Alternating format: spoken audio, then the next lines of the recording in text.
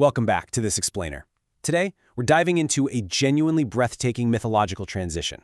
We're looking at a story that moves violently from an absolute blazing catastrophe straight into a romantic, peaceful restoration. It's just an incredible narrative arc, dealing with survival, deep trauma, and some incredibly desperate dynasty building. Let's get right into it. Okay, so we're starting off with this absolutely stunning imagery from the source text. Picture this. Takshaka, this terrifying king of snakes, is fleeing the scene right after committing a devastating royal assassination. And the text describes him as coursing through the blue sky like a streak of the hue of the lotus, and looking very much like the vermilion-colored line on a woman's crown. I mean, it's this gorgeous, almost delicate description for a creature that literally just committed an act of state-shattering terror. That contrast, that is just masterful storytelling. So part 1. The Strike of Takshaka. Now, to really appreciate the piece that follows, we kind of have to measure the sheer panic of this moment. The narrative whiplash here is incredibly fast. First, Takshaka strikes, and almost instantly, the royal mansion blazes with poison. The ministers are totally paralyzed by the roar of the serpent, and they just flee in absolute terror. And then the king falls, as if struck by lightning. This isn't just a standard assassination, it's the sudden, violent decapitation of an entire state in a matter of minutes. And look at the scale of the venom described here. It says the mansion literally blazed up with Takshaka's poison. So we're not talking about a localized snakebite, it's practically an architectural-level bioweapon. The physical structure of their government is literally burning down while the councillors weep in grief. It's an apocalyptic event for this kingdom.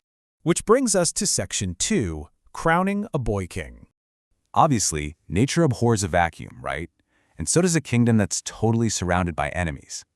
As the dust settles, the citizens desperately need a stabilizing force. But consider what's actually at stake here, the Kuru race. This is a legendary dynasty, famous for heroic ancestors like Yudhishthira. Suddenly, this massive legacy of strength is left entirely in the hands of a minor child. The psychological pressure on everyone involved is just immense.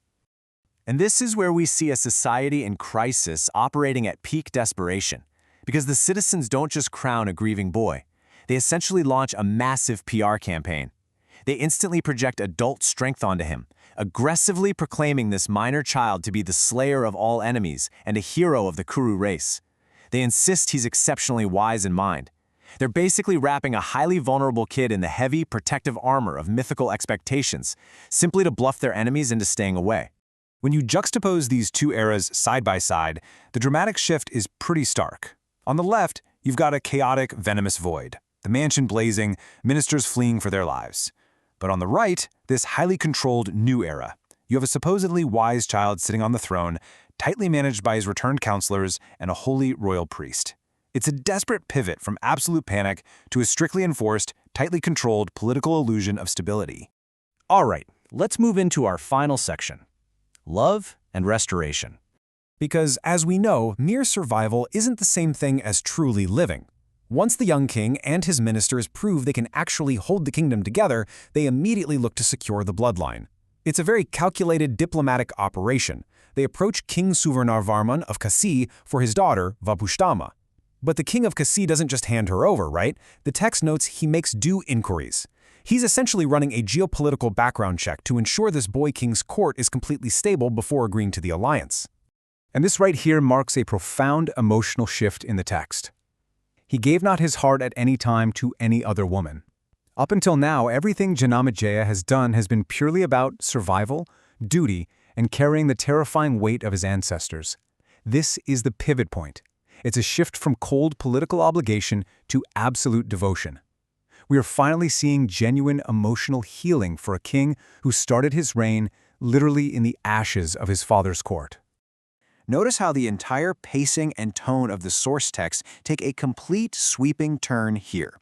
We've moved from roaring snakes and burning mansions to a king who wandered in pursuit of pleasure with a cheerful heart on expanses of water and amid woods and flowery fields. All the trauma and fire of the past are narratively washed away by cool water and vibrant nature. It's an incredible tonal whiplash. The text actually goes out of its way to elevate their relationship to mythic proportions. Janamejaya is compared to the legendary king Pururavasa of old. Vapushtama is compared to the celestial damsel Urvasi. She's called the fairest of the fair, pleasing him with an excess of affection. By comparing them to celestial lovers, the source material ensures we know that peace hasn't just been achieved here, it's been perfected. The wound of the assassination is fully, officially healed. So we leave Janamejaya in a state of absolute bliss, completely devoted to his pride. But considering the horrific, fiery tragedy that triggered his entire reign, we really have to ask ourselves this lingering question. Can a dynasty forged in venom truly find lasting peace in pleasure? It's just a fascinating arc, going all the way from catastrophic loss to idyllic romance, all while heavily burdened by the massive legacy of the Kuru race. Thanks for joining me for this explainer, and I'll catch you in the next one.